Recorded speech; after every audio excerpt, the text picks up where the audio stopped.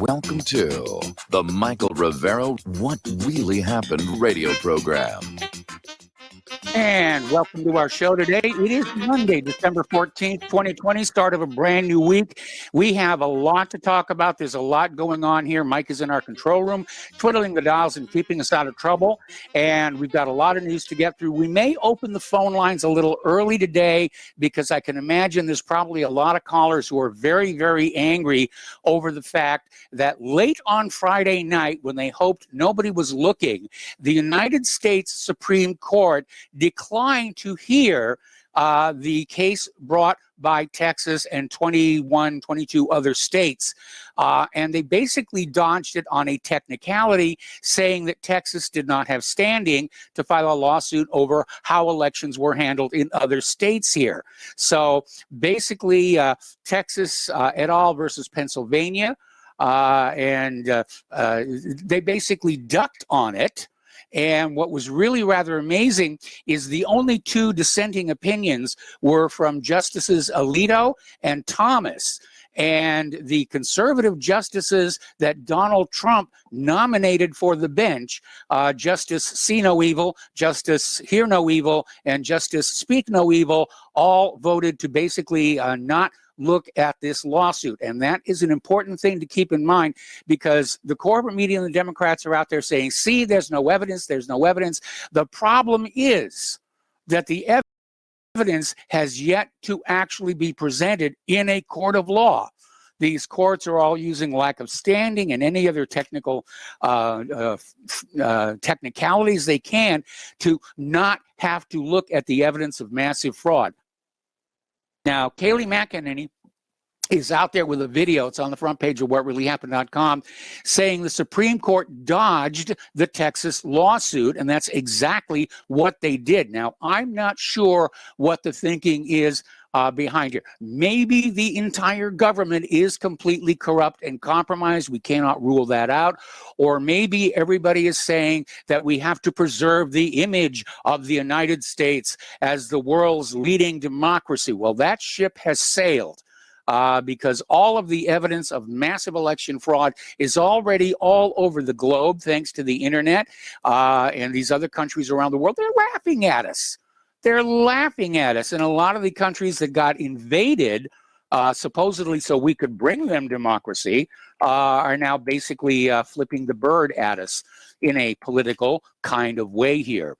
Now, apparently on Fox News, Texas Attorney General Ken Paxton talked about the Supreme Court decision to ignore their constitutional authority in the state dispute over the election fraud. And basically, he says, if Texas has no standing, then how are we to remain the United States? So if, as Paxton rightly notes, if electoral nullification is not in the constitutional purview of the Supreme Court, then what is? Now, the Electors Clause is in the Constitution for a reason. Again, I think the Supreme Court has irreparably damaged its reputation with this particular maneuver. Now, Donald Trump, got to admire him for his tenacity and stick-with-itness. He's saying it's not over. And made the observation that right now the United States politically looks like a third world country. He's bang spot on with that one. And the Electoral College, of course, is meeting right now. It's a slow process all day long. They're doing something like 7 states per hour. So we won't get a final result until tonight. But obviously, this is a study in foregone conclusions. They will anoint Joe Biden as president-elect. Now, Trump is accusing Republicans of allowing Democrats to cheat in the election, because there were a lot of times that the Trump campaign went to various Republicans in these various battleground states and said, you've got to do something. And these Trump-hating Republicans just basically sat on their rear ends. Trump described the Supreme Court as chickening out by refusing to hear the Texas case. And says everyone knows dead people and children voted. Absolutely. Entire cemeteries were voting in this last election.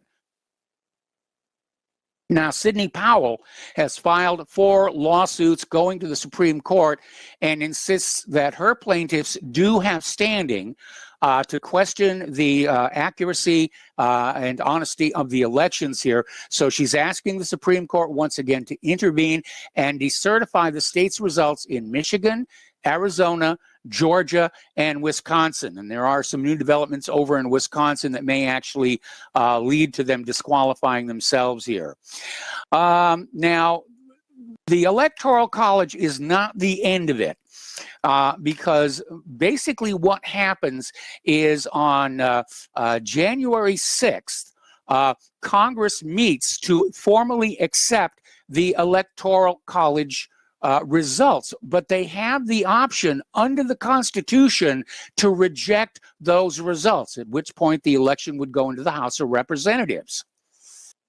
Okay, so anyways, it's still very much up in the air. And House Minority Whip Steve Scalise is saying that Biden cannot be president-elect until the legal process has played out.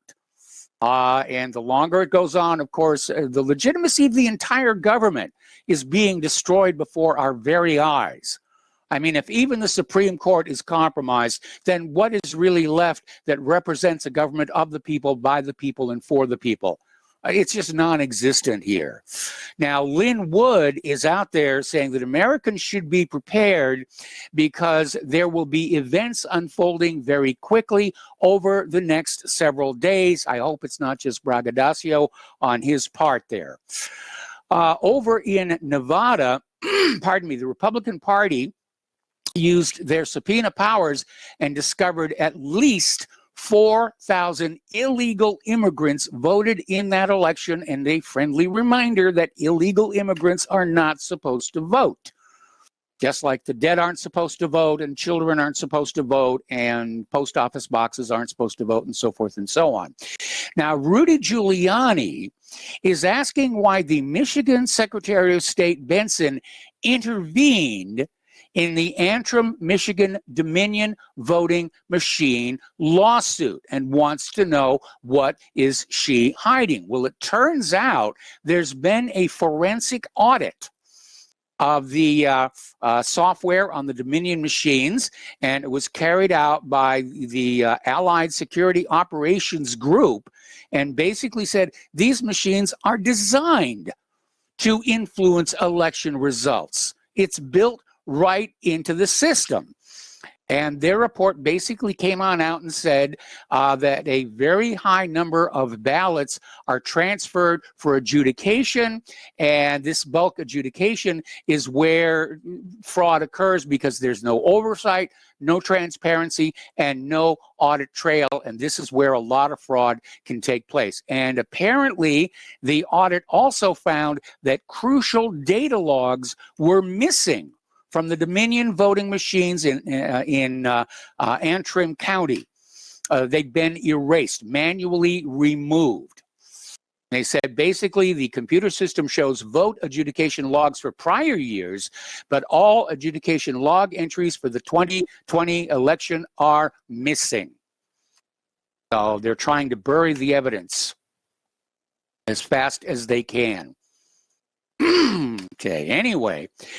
Now, Smartmatic, which is tangled up in this mess as well, is now accusing Fox News of defamation regarding some of the comments made about the accuracy of the election systems, and they're threatening a lawsuit. Okay, now this may be a bluff, because if they threaten a lawsuit, then it gives Fox News the chance to go into court and demand an examination of the Smartmatic machines and their software. And not just one provided by Smartmatic, but one taken from storage that was actually used in the 2020 election. Twitter blocked liking and retweeting President Trump's tweets earlier today, and it caused a huge uproar. So Twitter backed off and said it was just an accident. It just happened. And we really didn't mean anything by it. But this was right after President Trump basically said he won the presidential election in a landslide. And people found themselves unable to like the tweet. And there was a block on retweeting for a while. Twitter says it was all an accident. And of course, we should believe everything that Twitter tells us here. Speaking of the censorship and blocking here, and again, we're talking about the President of the United States of America here. Now, over at YouTube, we covered this last week, but it's worth mentioning it again. YouTube is now deleting user videos claiming the U.S. election was fraudulent. They're simply being erased all across the platform. Apparently, similar activities are taking place on other corporate media, social media platforms, rather.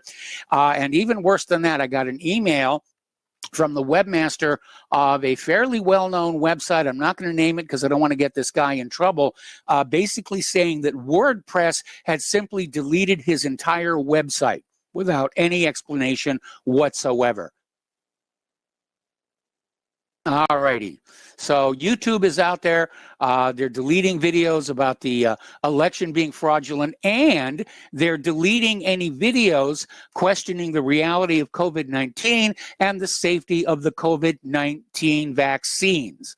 So, you know, I hate to be the one to tell you this, folks. We're living in a dictatorship. Alan Dershowitz is out there saying that, you know, there is no way these companies should be able to censor traffic and not suffer any kind of legal penalties. And for once in my life, I'm actually in agreement with Alan Dershowitz. Sebastian Gorka over on Newsmax is saying that Bill Barr is a yellow-bellied coward. And by the way, people are tuning in because Newsmax ratings surpassed those of Fox News for the first time. So there's definitely a seismic change going on in the media landscape. Apparently, you know, Wisconsin Justice Rebecca Dallett was all over Donald Trump's attorney in Wisconsin, and it turns out that she was backed for her judgeship by Eric Holder and George Soros. And so, again, a compromised judge and, you know, just doing the dirty work of the deep state here.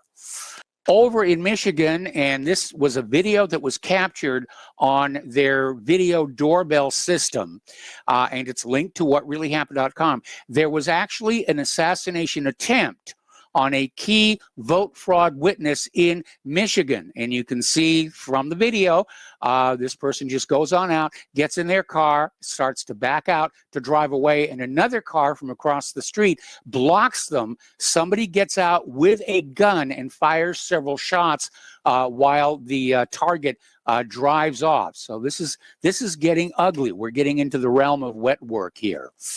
Over in Wisconsin, on their Supreme Court hearing, they basically declared that Donald Trump's questioning of election fraud is racist. Okay, that his post-election litigation strategy is racist. That's the newest attack. You're racist if you don't accept that Joe Biden is the new president. And now this is kind of interesting. Over in Iowa, there was an audit that was commissioned by the Iowa Democratic Party, and it found the blame for the Democratic Party's 2020 Iowa caucus debacle at the feet of the Democratic National Committee. This is called hoisting with your own petard. Little story getting into some politics outside the election itself. This is from Tethasta.com. Biden is apparently going to scrub out the White House after inauguration. He's going to get rid of anybody who was on Trump's team. And Trump should have done this when he first entered the White House back in 2017. Should have had a purge. It was one of the biggest strategic mistakes that he made. So Biden is not going to go down that same path. Everybody in that White House basically ought to start putting their resumes on Indeed.com here. Apparently, Biden is tapping Obama-era hawk Samantha Power as the U.S. foreign aid body head. And of course, Samantha Power was very much involved in the disastrous treatment of Libya, Syria, and Yemen. And so now all of a sudden she's going to be in head of 4 and 8 here. I'm starting to wonder if Biden is picking these cabinets with a dartboard. You know, I know he's trying for diversity, but the more he picks diverse it gets. All righty. Now, Hunter Biden's scandal is finally making it into the corporate media. There are at least 4 known investigations that have been going on since 2018.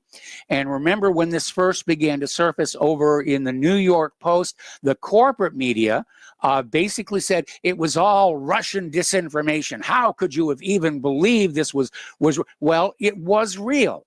And corporate media was covering up for Hunter Biden in order to help Joe Biden. And then they wonder why their readership and viewership numbers are in such decline right now.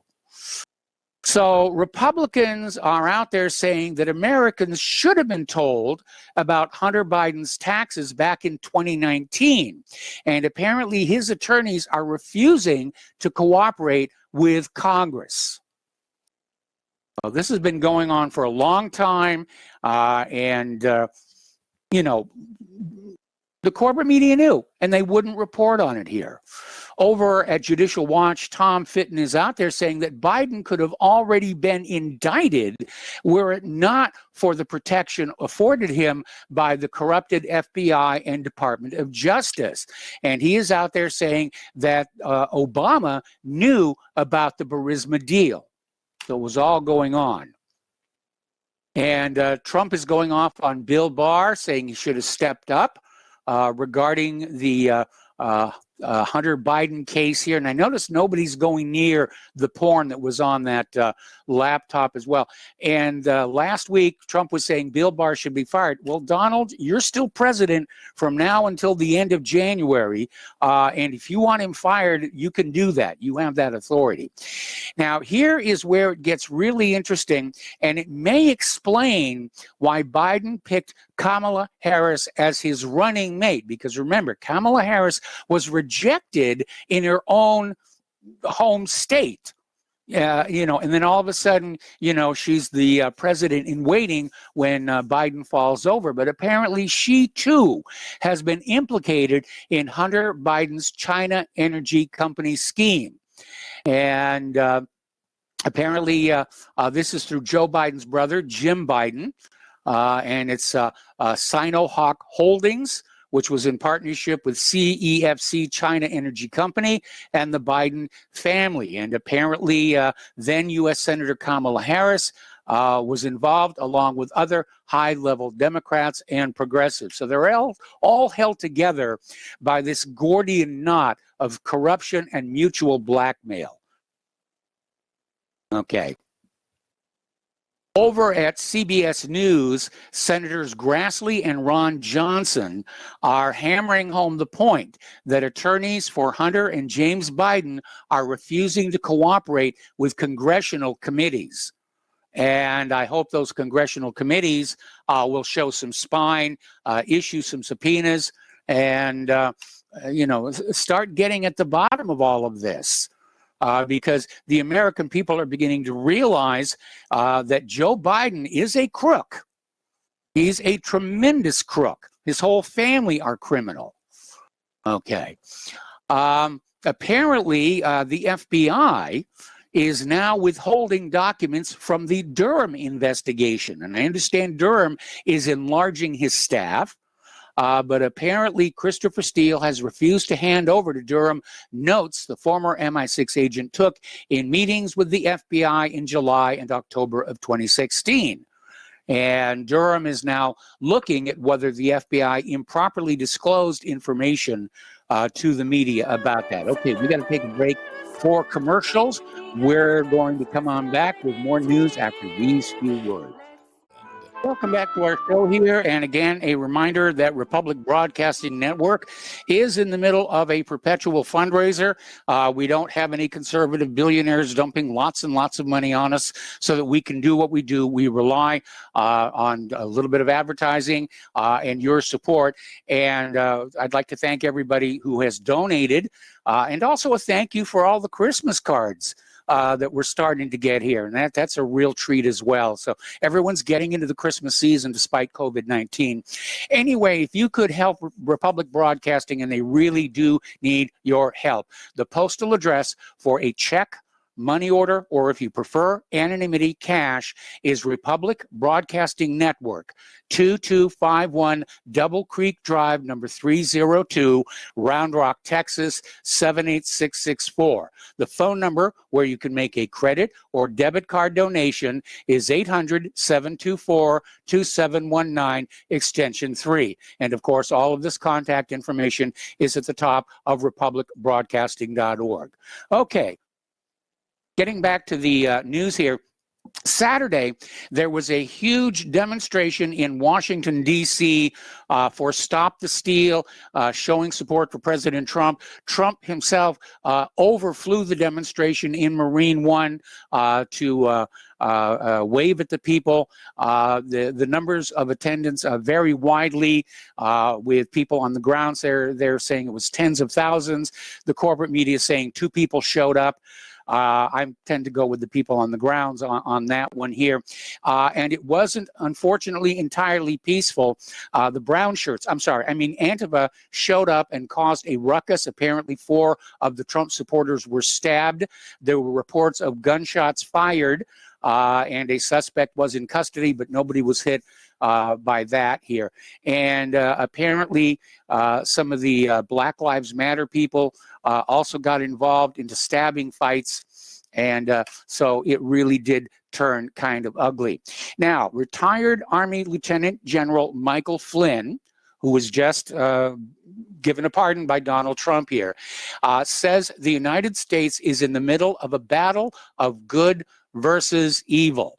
And it may sound kind of dramatic, but yes, I think that's really what it is. We're trying to restore the good of the constitutional republic that is our legacy going all the way back to the founding fathers, versus the evil of corporate and political corruption and endless wars. And apparently Flynn wrote an op-ed that was published back on the 10th, and he said, the battle we are engaged in cannot be fought with only human weapons. It requires the intervention of God, because in a war against the forces of evil, only the Lord can obtain the victory. But it's an indication of just how dire the situation is.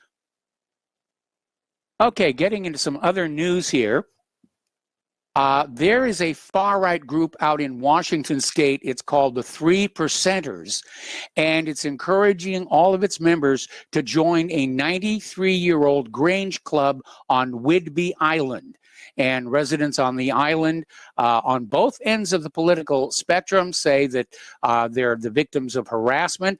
They're getting angry. It's exposing the serious political divides that exist in Washington State. Now, for you city people, a Grange is an organization. Most small towns have one.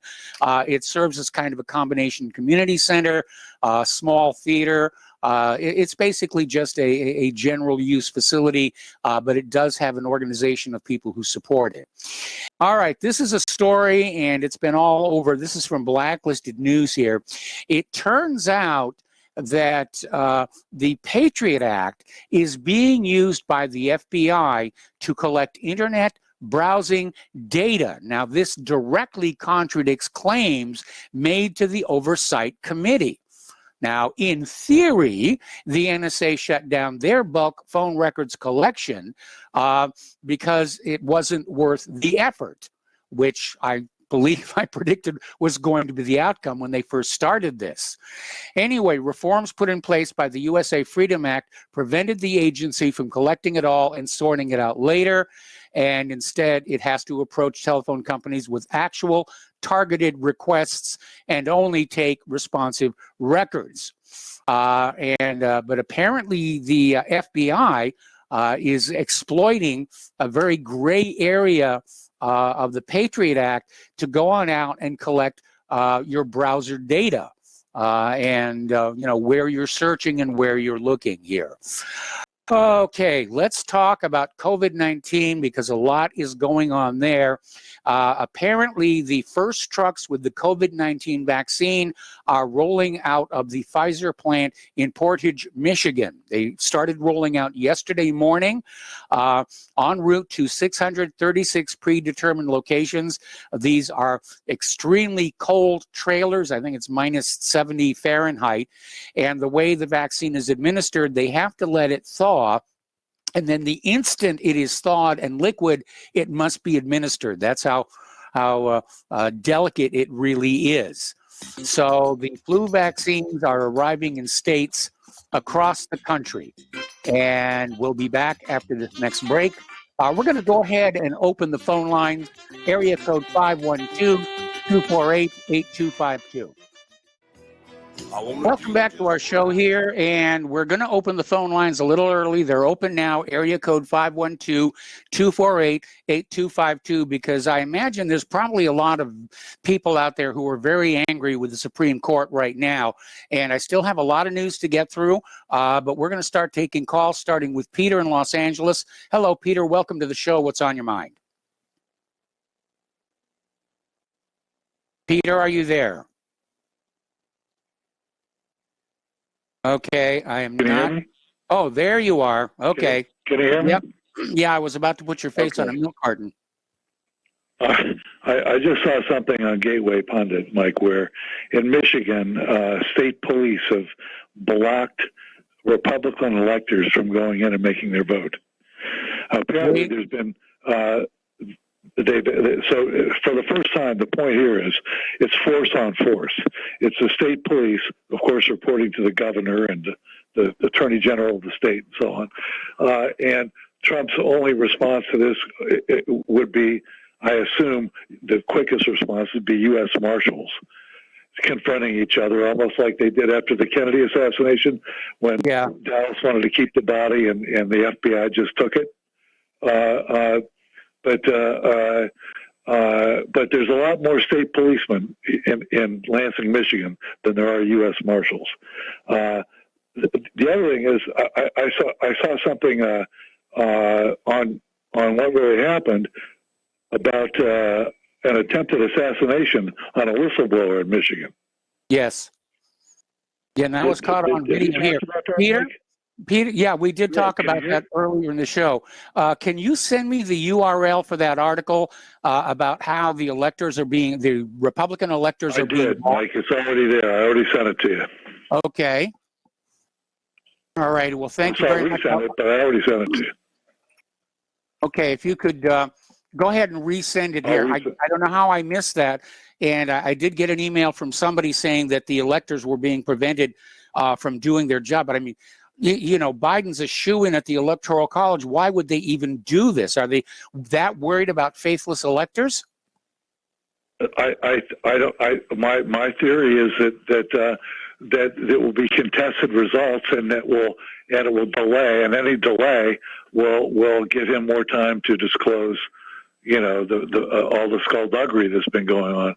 Mm-hmm. But I'm just wondering if this goes on. Apparently, the Republican electors were allowed to go in and cast their votes in Nevada and Wisconsin and Pennsylvania.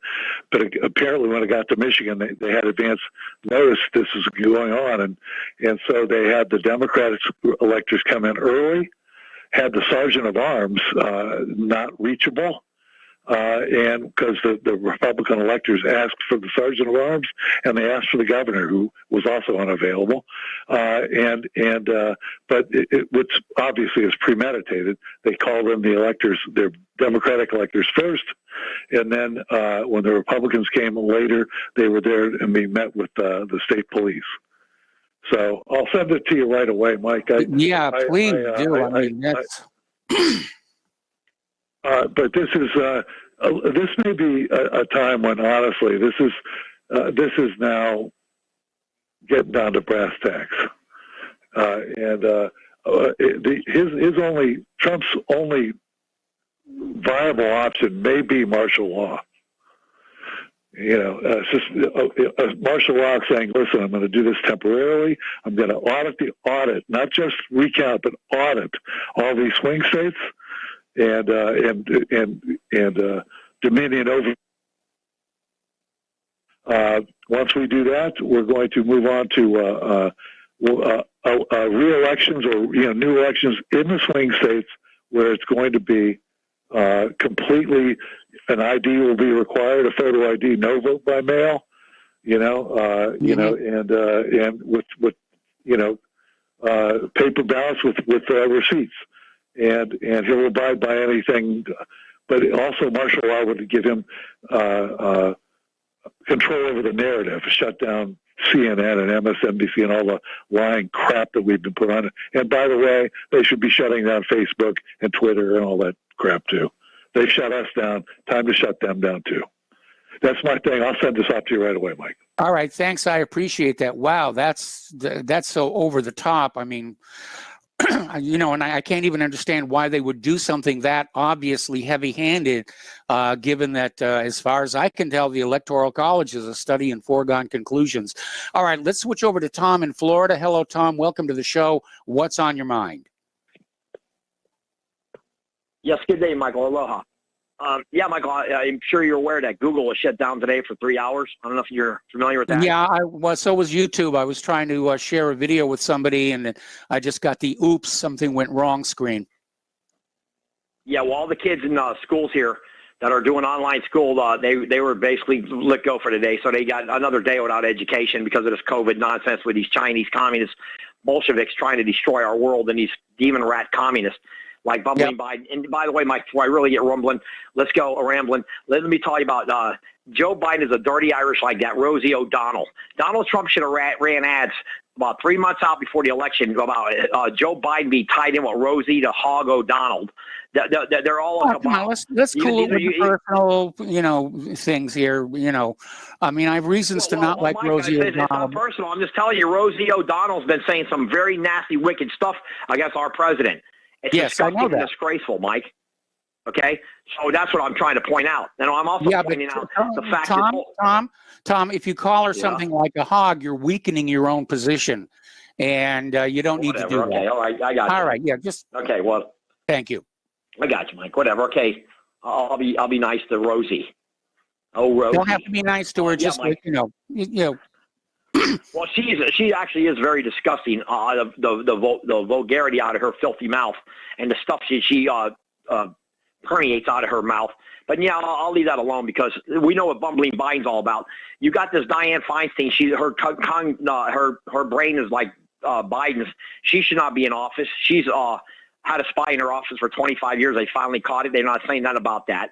Bumbling Biden's brain is like a 99-year-old. Let's not kid ourselves. This guy has no congenitive thing. You remember when Trump was becoming the president, when he got right after he got elected, they had all these doctors have to run tests about Trump, that Trump's crazy and his mental capacity shot. And he don't even, not one time have they said anything in these criminal media, Mike, about Biden's brain.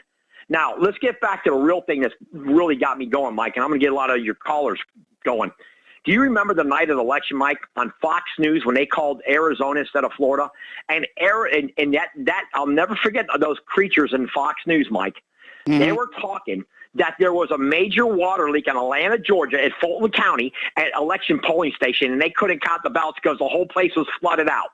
I heard McCollum and all those other ones saying there's a major flood or there's a major water pipe burst in Mike, it was a toilet. And there's no water hardly on the floor. They didn't even call anybody to repair it. They didn't even call anybody to repair, Mike. Tell me that ain't right there telling you this whole thing has been fixed and rigged to steal this election from Trump. And I'm like, I want to clear up something. I want to get this off my chest, too. I know a couple of weeks now, from your callers saying that I have a beef with the white women in this country. I have no beef with I love white women. They're the most beautiful creatures on earth. But I will say this, Mike. They did not all vote for Biden. And like you said, That's a big stinking lie that the media perpetrates and fumes out of their mouth about how all the white women turned on Trump and they voted for Biden. That's a filthy, low-life lie. And what they're doing is, and that's why I want to get this cleared up, I think all white women are awesome. And I tell you what, even the liberals, if you could change their brain, it would be a magnificent miracle. It would be a miracle from God if you could change a white woman's liberal brain into being a conservative. Tell you the honest truth, Mike. I got it in my own family, okay? And I try to talk to them. One of them I convinced. The other couple of ones are, and they're not in my immediate, they're distant in my family. But I talked to them, and I actually got them to start looking at another point of view. Because a lot of these white women, Mike, they're so into this liberalism, it's absolutely absurd. And it's hard to reason with them, but I won't even go there anymore. I just wanted to clear that up, that I think, that's what the media perpetrate. The media, he who controls the media, is controlling the mind in this country because of most of these people in this country don't want to do that. That's why they're already talking about trying to shut the independent media down. They want to go back to that wonderful world where the government tells the media what to tell the people and the people will believe it. But it's going to be a very, very, very long time before the American people trust anything the government or the corporate media says. Absolutely correct, Mike. Bingo. But, Mike, let's look at Swalwell. This guy, Eric Swalwell, this hypocritical liar, lies like crazy. This guy has a Chinese woman he's having an affair with, and this guy was going after Trump the whole 4 years. That was unrelenting what they were doing to Trump. Unrelenting. And there it is, Mike. Look at this guy, Swalwell. He should be arrested. Trump has never arrested nobody, Mike. Nobody's ever been prosecuted for their crime. Look at Jesse Smollett. Look at the illegal Mexican that killed Molly Tibbetts. What happened to these cases, Mike? Nobody said a peeping word since this corona nonsense came out with the Chinese and that ping and that communist devil that we got this country, all these Chinese coming in here. And let me tell you, Mike, I told you again, I'm going to tell you again and again. 1976, in our bicentennial year in the United States of America, when we were celebrating the bicentennial here, the Chinese, 95% of the Chinese were on bicycles. They were mainly, their staple was rice, the rice they could get, and maybe, I guess they had a little bit of chicken, but that's all, like Cuba. Actually, the Chinese in 1976 were worse off in the Cubans than Cuba because they were being fed by the Russians, the USSR. The Chinese were destitute. Until they started, Nixon opened it up. Oh, the bamboo curtain. Ooh, oh, the what do you call it? The forbidden cities open. Mike, it's all nonsense. And it's all these pigs, like you say, are getting filthy rich, Mike. Yep. Biden. How much money is Hunter Biden and Joe Biden ripped off the American taxpayers for? And all these other countries. They should be totally locked up in jail with the key thrown away with the criminal activities a lot of these schmucks are doing. These putzes are getting away with. So, yeah, Mike, I'm very frustrated. I'm venting a little bit. I understand that because I just can't believe what I'm seeing before my own eyes. The health care industry, Mike, this whole thing's coming down to illegal immigration. Mike, think about all these illegals that are coming in here. What would happen? Mike, the only solution to this right now, I can tell you, on January 21st, is you 5 or 10 million Americans, white, black, women, and males, females, go on Washington and say, we're not going to allow you to be flooding our country with illegal immigration to give them more better health care and Section 8 housing and all these other goodies they get compared to the American taxpayers. No way. We're not going to tolerate it. That's it. And we will go with pitchforks if we have to take back our government. That's the only way, Mike. It's the only way it's going to go down. It has to go down because not the government's lost. The country's lost. You cannot keep letting millions.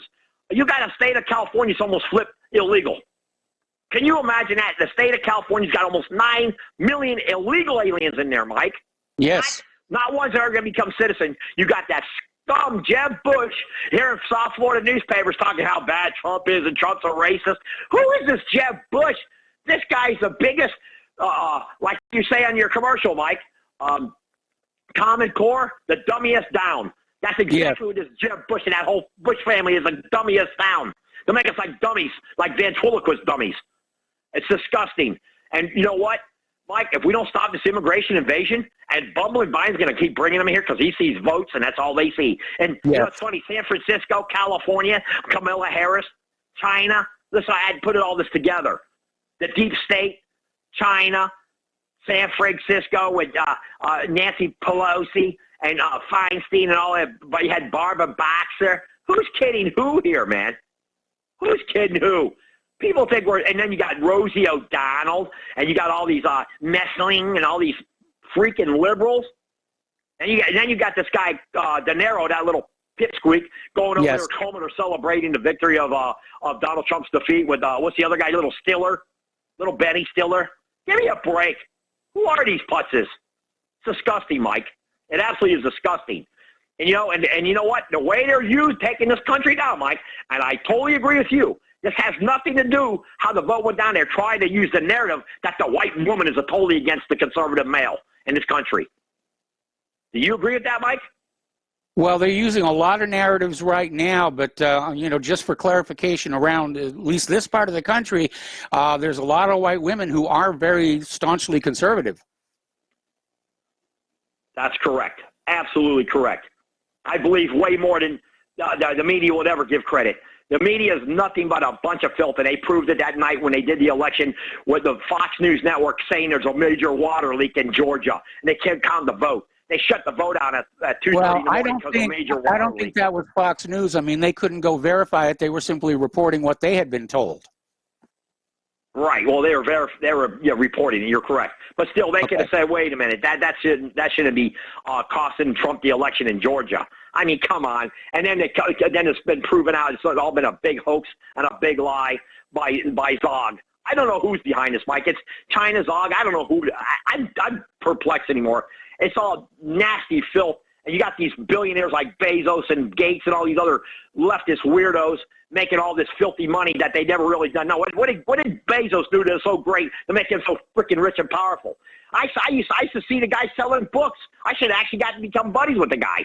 He was selling books here in South Florida, over here by the bowling alley, and that's what he was buying. He had a green truck, and he's selling books, and now the guy's a multi-billionaire dictating old newspapers and all this. This is amazing. Only in America, Mike, could this happen. Yes. His father owns a bike shop in Arizona, and he's almost like in destitution, and the family here, they were living in Pinecrest area here. That's where he was raised. I know exactly where Bezos went to high school and everything. And all he did, he started out selling books in a box, paperback books. Now look at him, Mike.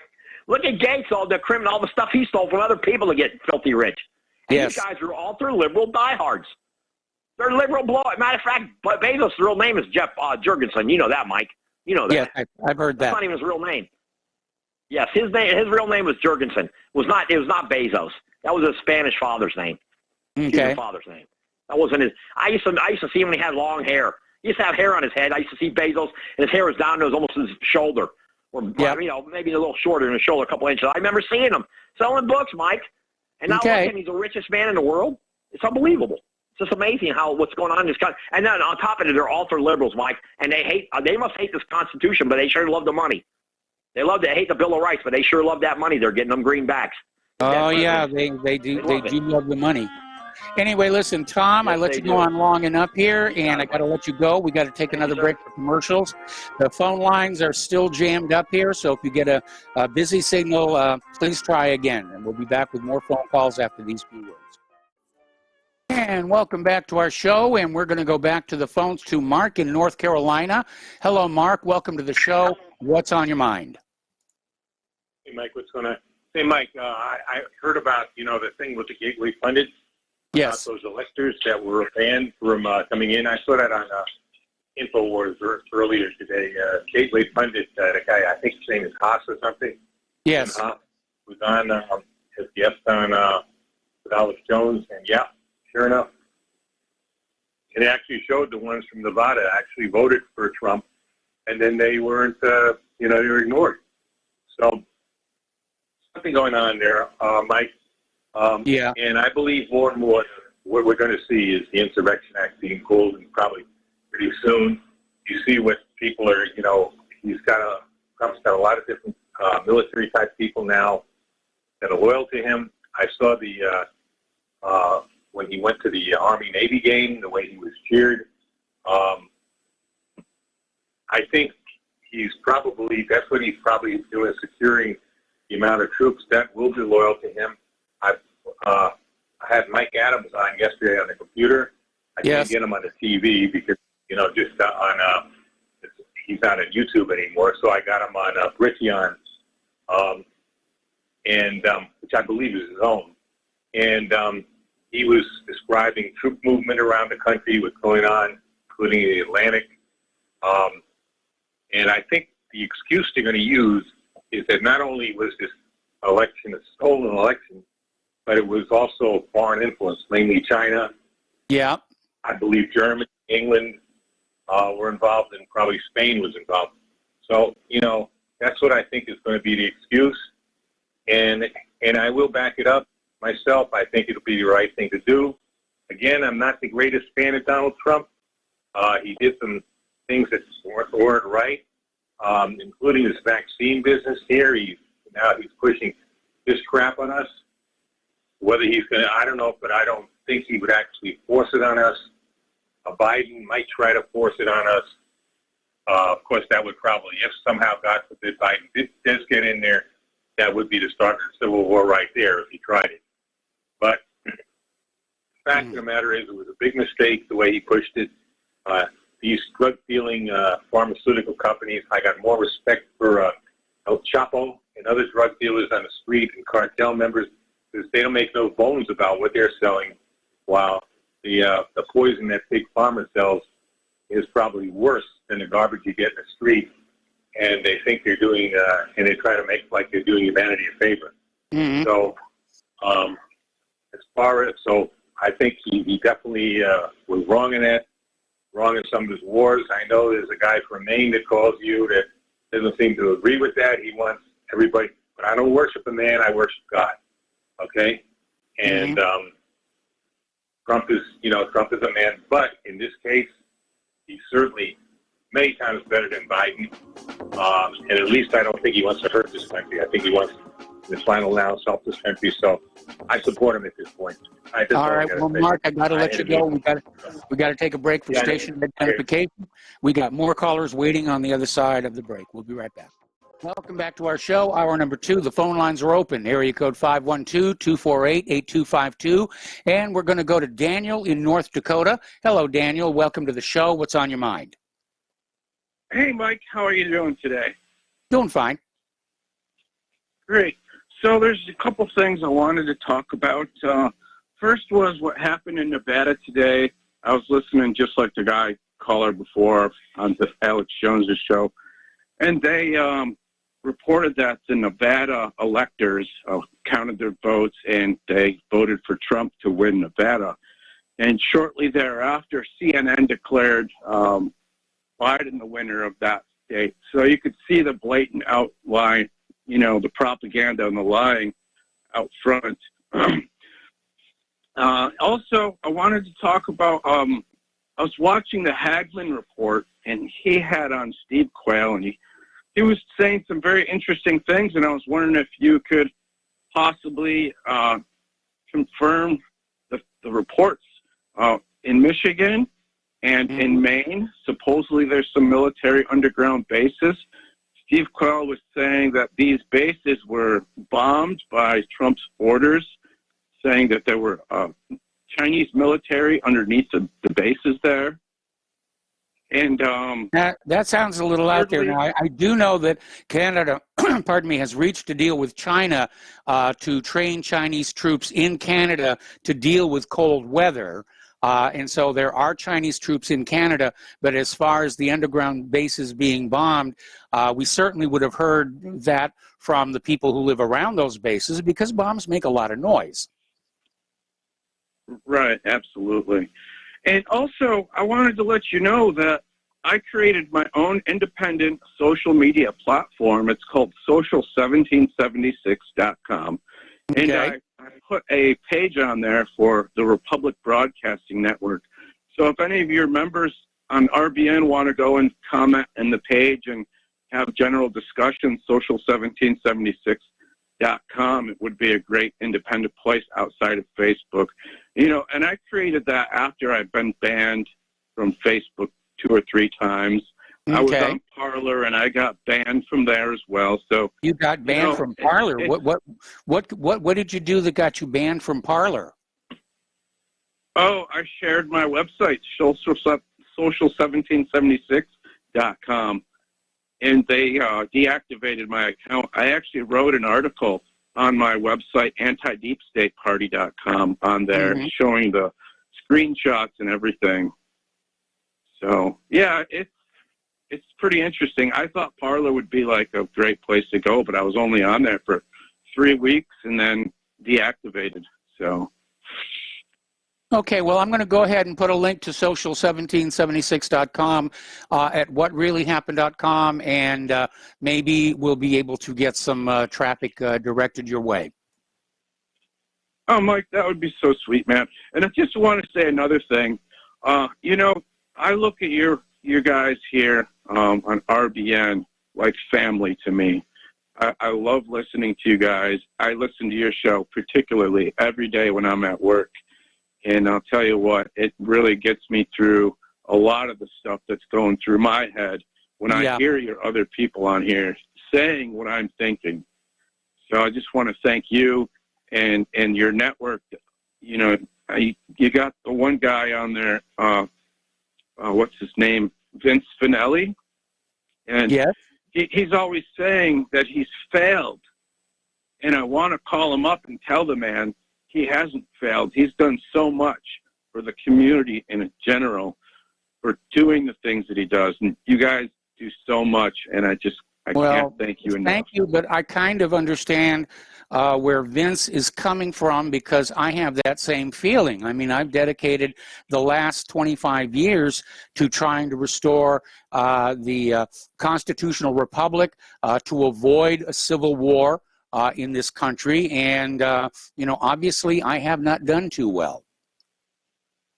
Well, you are encouraging others. You're an enlightening people. You are a messenger, and sometimes those messengers get beat down, but in the end, you know, the good book says that we win. So I just want to encourage you with that. Well, thank you very much. I appreciate it. All right, Mike, you have a blessed evening, sir. All right, well, thank you very much. Same to you, and we're going to switch over to Doc in Illinois. Hello, Doc. Welcome to the show. What's on your mind? Hey, Mike. I just wanted to call in. I didn't have time to address this last week, but I know a lot of the callers on here watch InfoWars, and I'm sure, as you know, Dr. Steve Pachenik has been making appearances on there. I'm not really sure what kind of a reputation he's had before all this election stuff, where he was making these predictions. But, you know, he made that whole thing about the DHS watermarked ballots and the supposed influx of mass arrests soon to follow. We haven't seen any of that. No, we haven't. I don't think I've heard him address why that hasn't happened. He, you know, reassured Mr. Owen Schroeder that this is all going to be taken care of and all that. But I really think, you know, he's disinformation. I really think that he's part of the controlled opposition to get people to sit back at home and let the system work itself out, even though we're just about seeing how bad the system really is. Well, you know, the reason for all these stories like mass arrests are coming, indictments are coming, watermarks on the ballot, is propaganda to convince the American people that they themselves do not need to do anything about what they see is happening to our country. It's a way of suppressing opposition to the oligarchy, and that's why we have to be very, very careful about that. We're approaching a situation where, I mean, clearly the Supreme Court has failed us. I think Congress is probably going to fail us on January 5th. If the story coming out of Nevada is true about how the electors actually voted for Trump and it's being trumpeted as being for Biden, you know, it may be up to the American people to have to force some kind of a dramatic change. You know, go back to your Declaration of Independence. I really think so. Yeah, I really do believe that's what it's coming down to. But I think we all need to be very careful of who is claiming to be on our sides. Yes. Because now, you know, we haven't heard him explain why this hasn't happened, you know, why no one's being arrested and all that. If you look into this guy, he co-authored all of the Tom Clancy books, and he has a background in psychiatry, and he has a history of being what people call a glow in the dark, for the other side. I really think that if people just bothered to look into half of these people who are supposedly, they have the plan and all that, it really would cut down on a lot of wasted time that we could have used actually trying to make a change. Yeah, well, I'm afraid it's the American people are going to have to make the change here. I'm sure a lot of people share my disappointment with the Supreme Court, certainly with the 3 justices that Trump nominated to the Supreme Court, and they basically stabbed him in the back. Oh, yeah, and I saw another thing. I don't know if you've heard of this Twitter account called John is Here to Help or something like that. He posted this whole plan thing about how the deep state basically supposedly threatened those judges into submission and all that. I really think that that's more of like convincing people not to hold them accountable for what's going on. I really think a lot of these people claiming to be with QAnon and all that and saying how this is all the deep state is going to come to an end or by itself are really just trying to get people to waste enough time until it's too late. Well, I have never trusted QAnon right from the very, very beginning. And, I've made no secret of the fact that I'm opposed to violence and I don't want to see blood in the streets of America. But it does feel like it's coming and there's nothing I can do to stop it. Oh, yeah, not at all. But, yeah, that's all I wanted to say, Mike. I think all the callers here who watch InfoWars, who go on Twitter and see these people claiming to be part of the plan and to know it's coming, you got to be careful with these people because they could very well just be working against you. But that's all I have to say, Mike. Thanks for having me on the show. Well, thank you very much for the phone call. And it's no secret that various intelligence agencies are flooding independent media with troublemakers and personalities to lay false trails and keep us arguing amongst ourselves.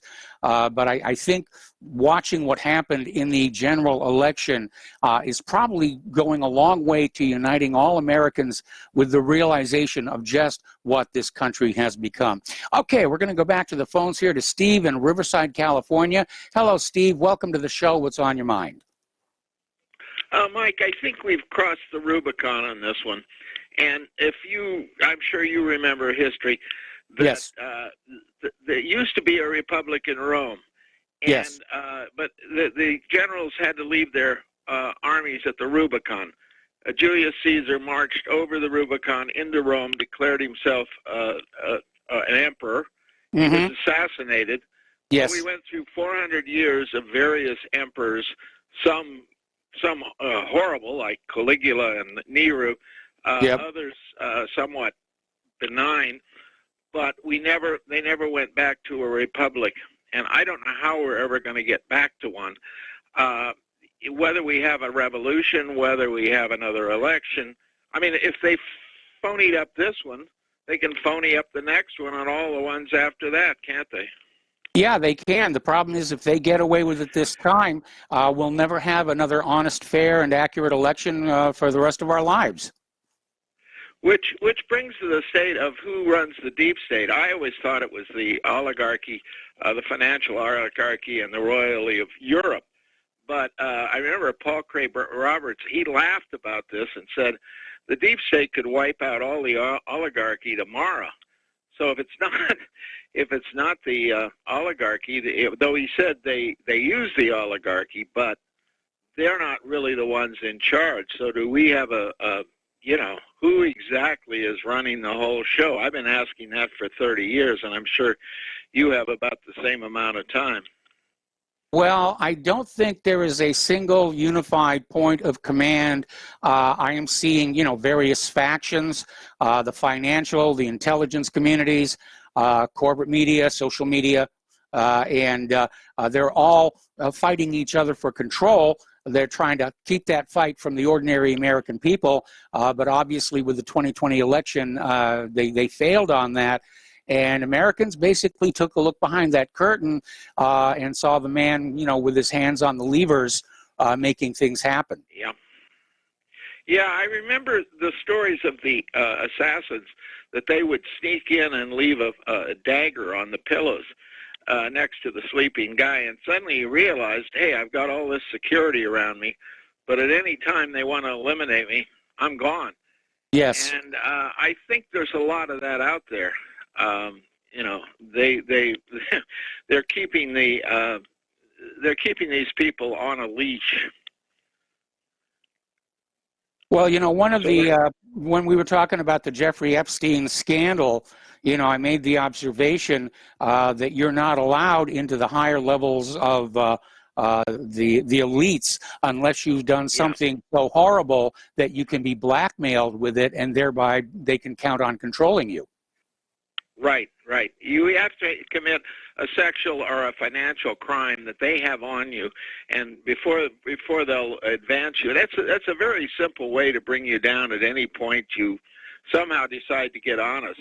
You know, I guess, you know, when you think of all the things that JFK did, sexually anyway, they just decided to make a point. I think there were, at least we've got through, what, the JFK assassinations, 9/11, and now this are the three milestones where we, I don't know if we're ever going to get back.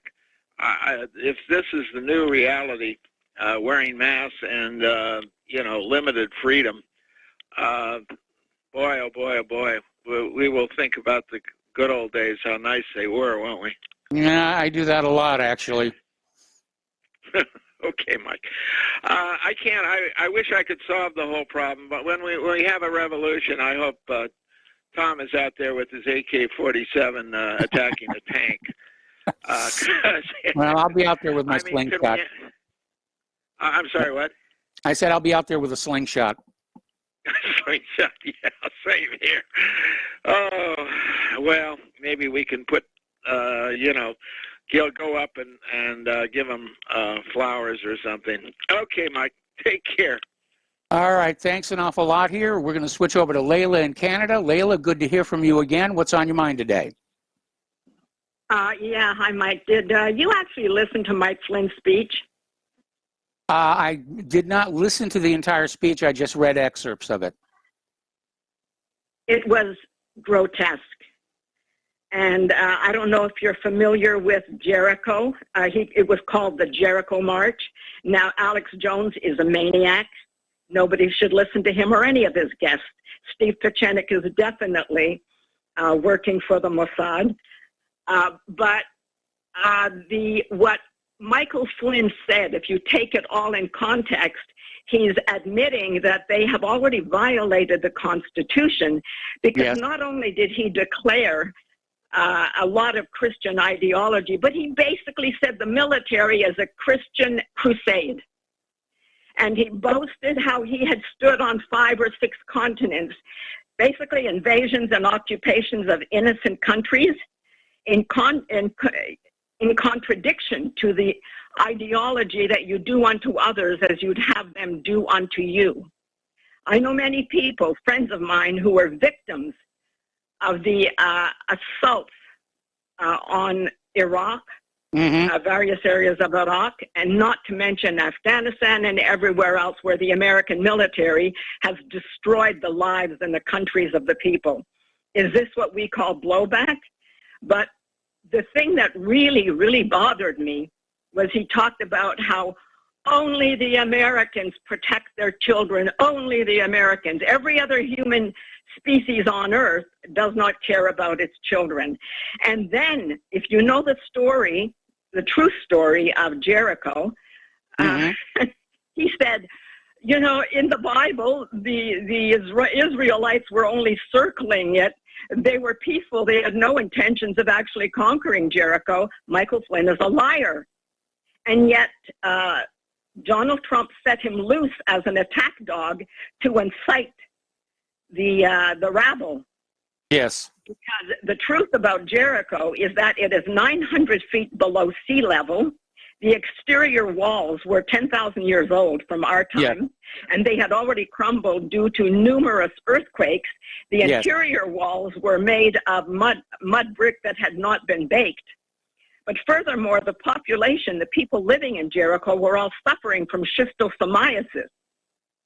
So they were very weak. So when the prostitute that Joshua's people Joshua had used as a spy, along with 2 other Israelites as spies, came back and said, the people are weak, we can conquer them easily. Michael Flynn needs to go back and read the chapter, the book of Joshua that he's quoting, because they needed to get through Jericho in order to get to the fertile lands of Judea. Yes. And it was Joshua's command to kill every single man, woman, child, and animal.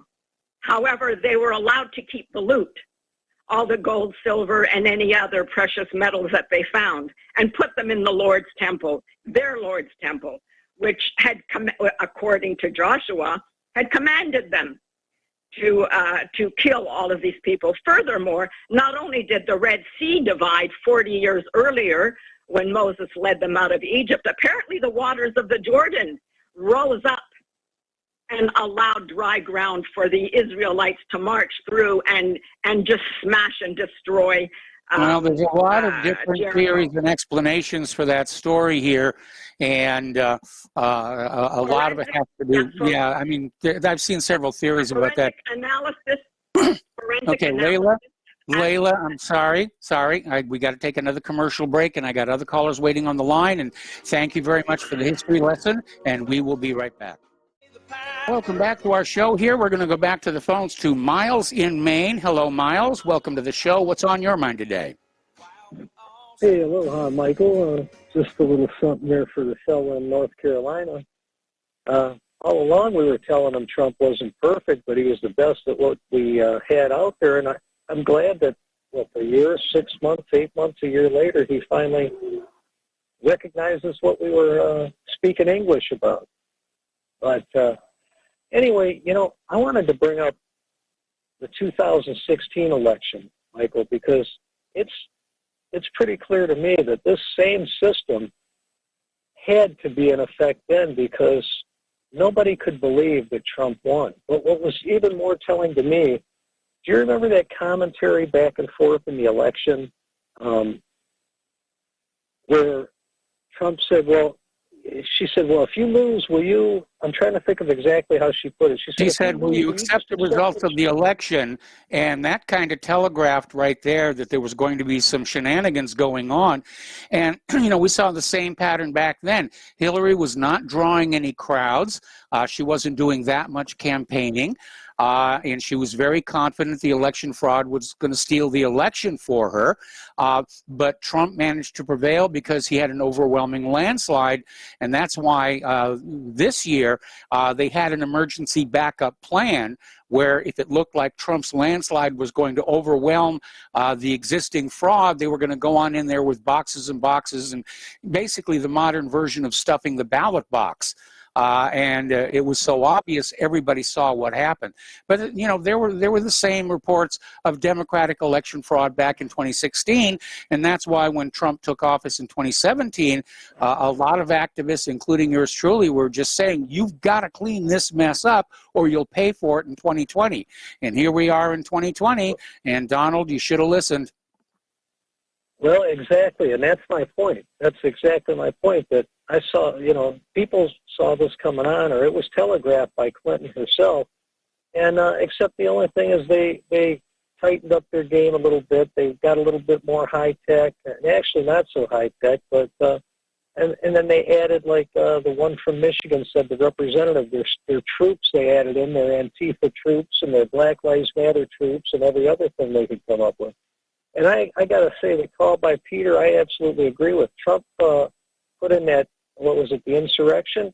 Well, the Insurrection Act. An insurrection, right? Yeah, well, you're seeing an insurrection act right now when they're not allowing duly sworn representatives to represent the Electoral College and cast their vote. I mean, think of this, Michael. They sent the National Guard because they wouldn't let a black kid to school in Arkansas. But this threatens the entire nation. This threatens the entire nation. So yes, this kind of only makes a mockery of the Civil Rights Act and every other a good, outstanding thing that the Constitution stands for. But this is just a historical disaster for this nation. And I would not at all, and I'd be the last one to advocate for it, but if Trump declared that Insurrection Act or martial law or whatever he had to, I think this election should be given to Trump. These states should be disqualified, and as I mentioned before, any of these states where it shows they've had irregular election activities, they should lose a congressman, a senator, or some representation. Because if they can't run a nation, or they can't run a election, I don't want their representative to the nation coming there. No, I don't either. Well, thank you very much, Michael. Have a great show now. All right, thanks an awful lot here, and we're getting close to another commercial break, so I'm going to hold off. I know there's a lot of phone calls, but getting on back to some news here.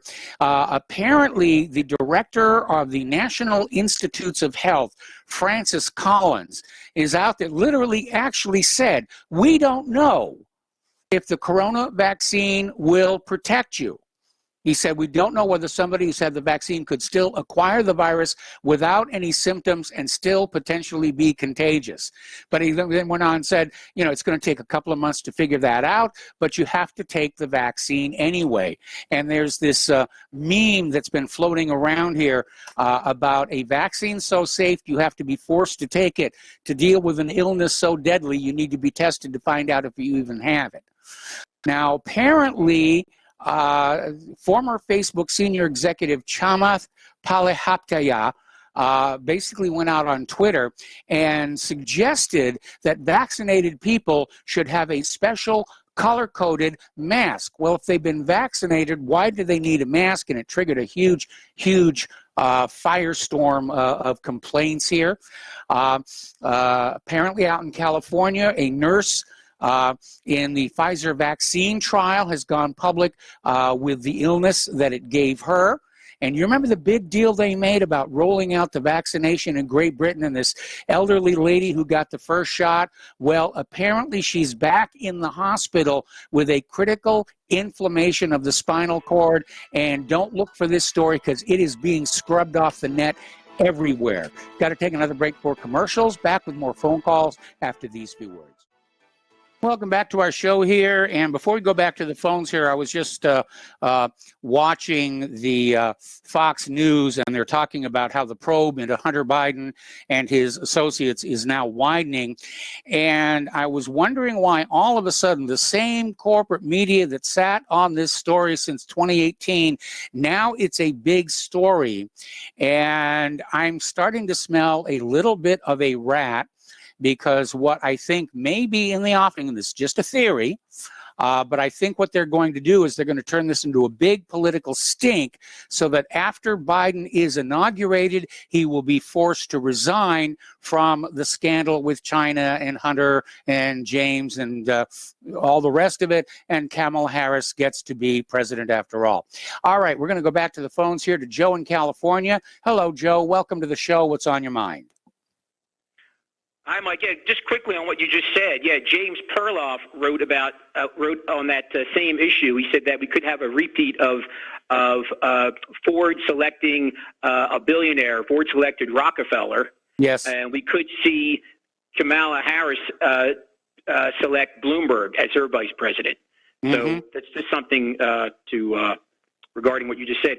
First, I just want to say this. Layla is absolutely brilliant. I think she should have her own show. Layla, will you marry me? You know, she is just amazing. I love to sit down and have a cup of coffee with her.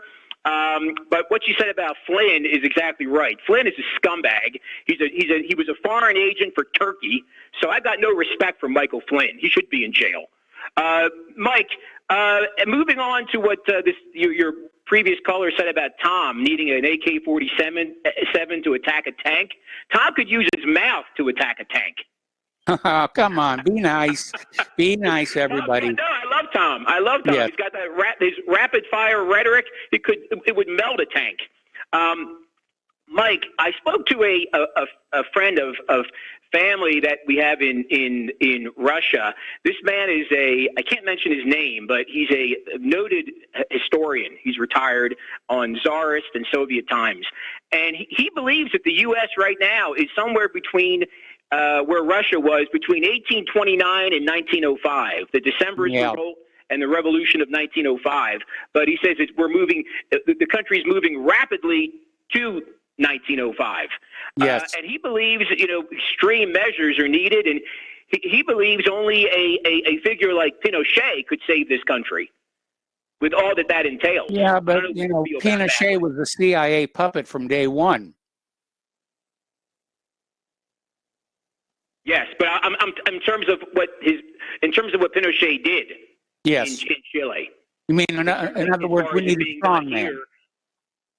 Right, yeah. I mean, in terms of, he mentioned the curriculum, the school curriculum, academic curriculum needs to be completely reformed. The media needs to be reformed, shut down. I think you mentioned that as well earlier. The social media needs to be shut down. Really extreme measures need to be taken in order to fix this. Well, I see it coming. A lot of people are seeing it coming. I'm still hoping for an outright collapse, and then we can build a new country, in this land based on those original constitutional principles. Well, I too never believed in this QAnon, and I did see a story. I don't know if you commented on this, Mike, earlier. Did Trump issue an order where the White House, the employees in the White House are not subject to immediate vaccination? Well, originally he said that the White House staff were going to be among the first people to get the vaccine. The Democrats, of course, kicked up a big stink about it, and now Trump has backed off and said that he and the White House staff will get the vaccination in their appropriate turn. Yeah, but why shouldn't they get? They should be getting it first. I certainly consider them essential personnel. He was the one who was behind warp speed, so let him get it first. Okay. That's that's how I feel. And as far as these masks, I made a prediction. I think these masks are going to. I think we're going to have to wear these masks indefinitely. Could be 5 or 10 years. Because they don't want people talking amongst themselves, getting together. They want people muzzled. I see people wearing masks for the next 5 to 10 years. Call me crazy, but that's my prediction. Thank you, Mike. Well, go long on the mask companies then. It's, there's money to be made there. All right, we're going to switch over to James in Vancouver. Hello, James. Welcome to the show. What's on your mind? James in Vancouver, are you there? Going once, going twice. All right, let's switch over to Dan in Washington. Hello, Dan. Welcome to the show. What's on your mind? Can you hear me now? I can hear you now. Okay.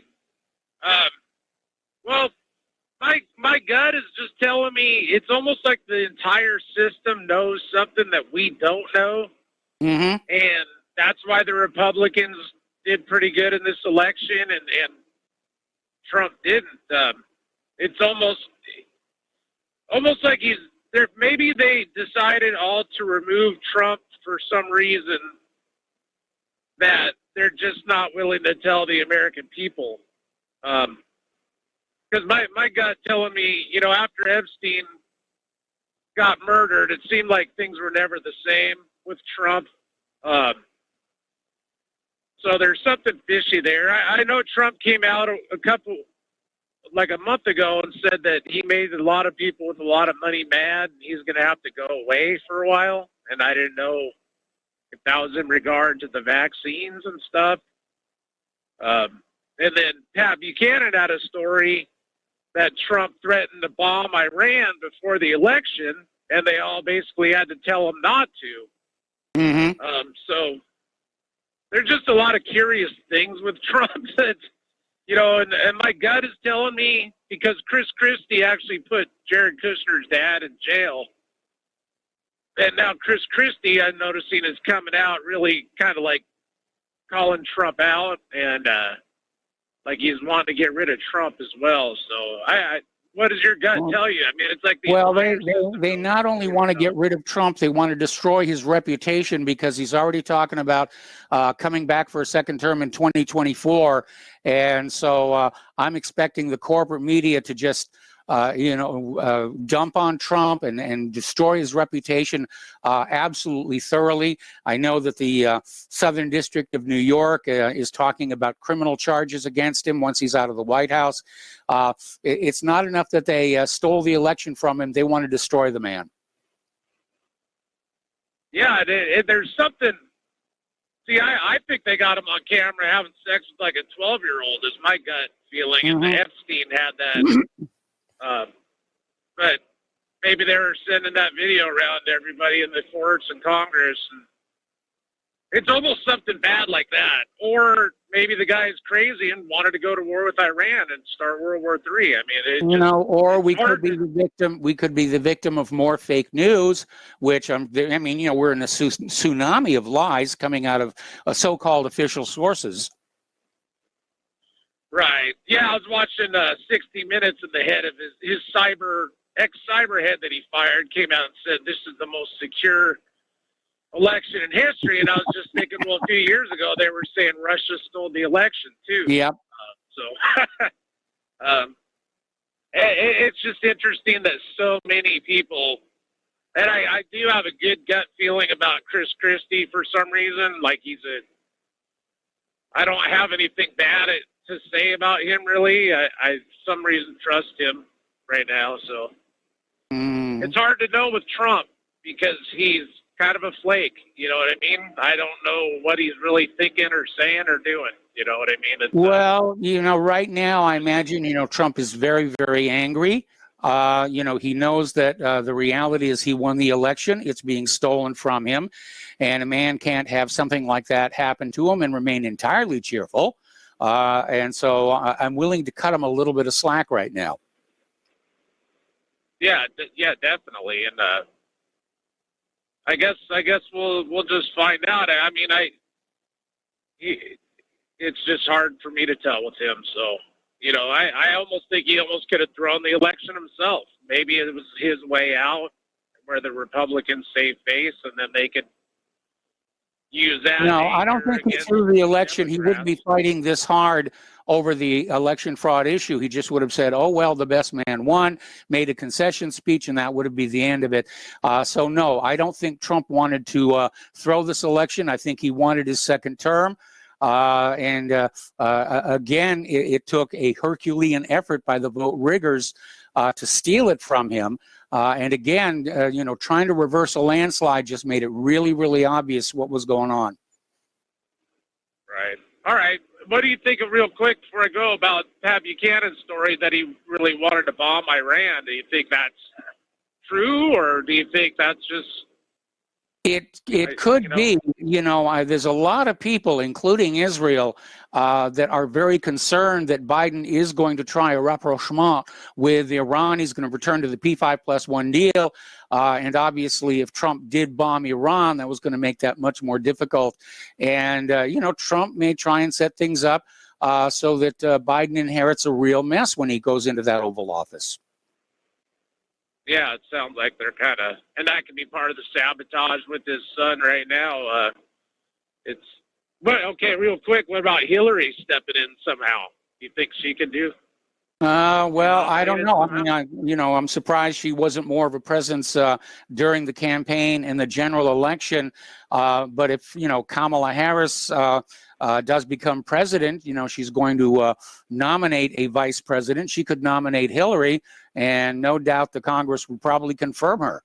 So, Hillary could be, she wouldn't be the first woman vice president, or, if Kamala was taken out by a crazed lone nut assassin from that bookstore in Dallas, and Hillary would become president. She wouldn't be the first female president of the U.S., but at least she'd be a female president of the U.S.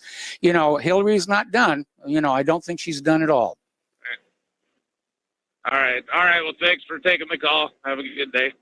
All right. Thanks an awful lot. We're going to go to Terry in California. Hello, Terry. Welcome to the show. What's on your mind?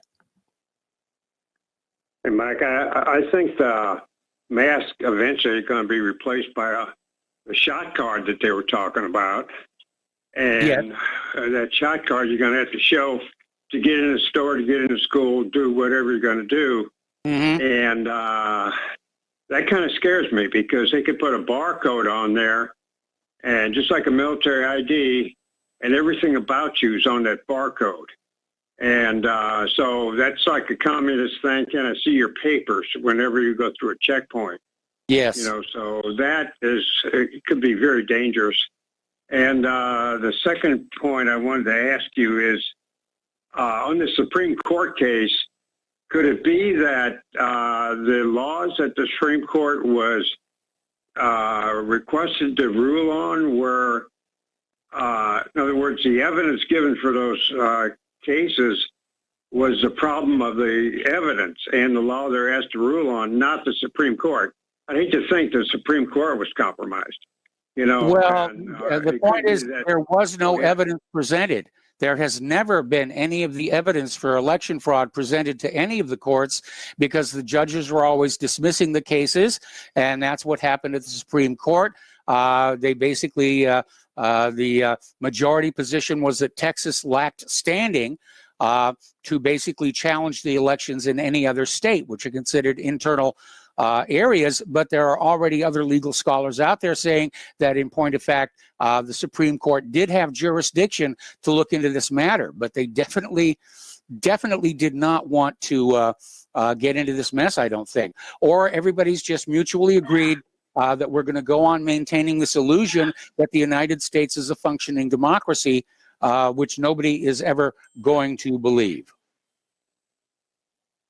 Well, I just wonder, because I didn't see any, I didn't read about the evidence given to the Supreme Court, and you know, what was the case? You know, I don't know. So that's why I was asking. Maybe it's the fault of the case, the way it was presented, and the laws that they were relying on, the presenters, and not the Supreme Court itself. I would hope to think that's the case. You know, because otherwise, like you say, we've got no national status as a nation.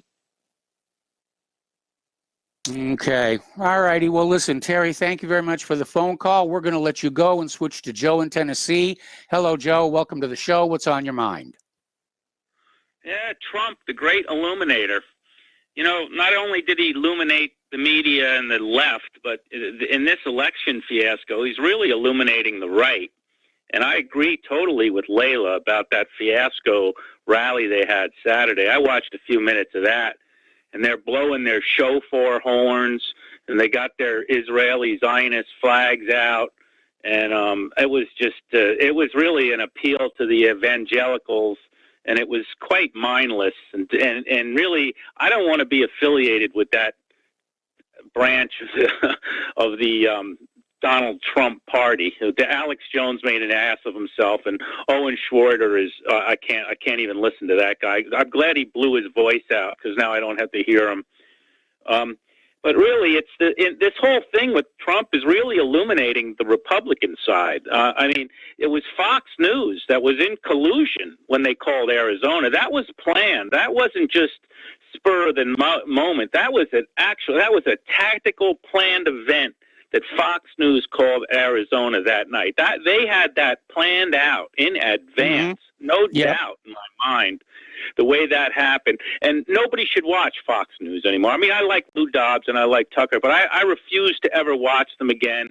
If I ever had the opportunity to like punch the anybody that, if I saw somebody wearing a Fox jacket and they worked for Fox, I'd probably smack them right across the face. Because they were a part of the treason, and it was, and the people that I'm angry with now are the Republicans, are the Fox Newses of this world, are the Loefflers and Perdue's in Georgia, and the governor of Georgia, the Kemps, the Christies. They're really showing who they are. It's interesting that in Georgia, the Perdue and Loeffler are starting to like see in their polls, like 18% of Trump voters are saying, screw you, you won't stand up for Trump, why should we vote for you? And I kind of agree with that. I mean, we got to, these people, I mean, Trump brought them to the party. I mean, Trump got that governor in Georgia elected, yet he refuses to do anything for this, and it's an obvious, incredible fraud. So, you know, It's just, the problem really is the Republicans are really showing who they, belong to. Yeah, and, they are. They're really, and I'm more of a Trump populist, Buchananite wing of the Republican Party. I call myself Republican. Joe, I got to let you go. Joe, I'm sorry. I'm sorry, I got to cut you off. We got to take a commercial break. All right, thank you. Last segment of our program after these few words. Welcome back to our show here, and the corporate media is already trumpeting that Biden has reached 270 electoral votes, which is, we knew that was going to happen.